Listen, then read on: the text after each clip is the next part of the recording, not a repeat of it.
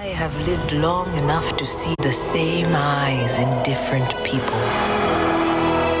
I see your eyes.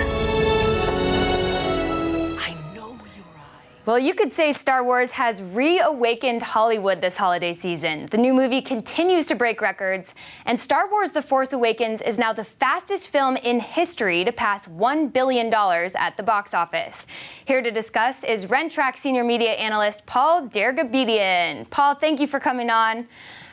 Shelby, it's great to be here. It's so great to see you. We all expected Star Wars to be a grand slam for Disney, but we're also seeing it boost the entire movie industry. What does this film mean for Hollywood?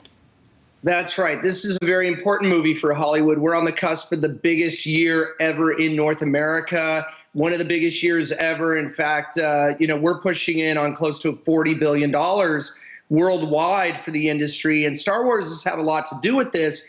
And certainly this holiday movie season has been tremendous for Hollywood and for the movie theaters. We had the biggest weekend of all time, the weekend that Star Wars opened, the weekend of the 18th.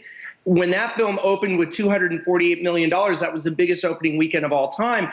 But that propelled the North American box office to the first ever $300 million plus industry weekend overall. Wow. And then this weekend, we're going to be at about 298 million.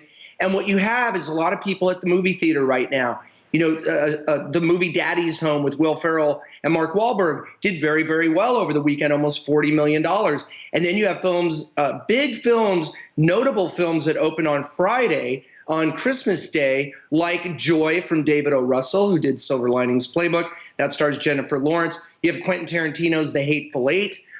You have The Revenant with Leonardo DiCaprio, directed by Alejandro Inarritu. And so if you're a moviegoer right now, you have movies like The Big Short out there, Spotlight, Carol. I mean, you name it. You've got this big Christmas gift from the industry, I guess, to itself and to moviegoers by having so many great movies in the mix. Yeah. The only issue might be, are there too many movies to see? People aren't going to necessarily go out and see 4 movies in a weekend, although you could certainly do it right now with all the great content. Right. Well, it looks like some people are. Another thing that's just mind-blowing about this movie is it hasn't even been released in China, which is the world's second biggest movie market.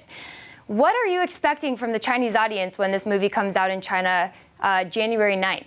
That's right. It opens January 9, and all these records that we've been talking about, the worldwide records and international records, don't even include China yet. That sprint to $1 billion, just 12 days, didn't even include the China movie market, which, as you said, second biggest movie market in the world. It opens there in January. I think it's going to be really big. This is going to be like a supercharger on these numbers in the international marketplace, because as China goes, so goes the rest of the marketplace, because it's this huge movie market, a lot of movie going happening there all the time.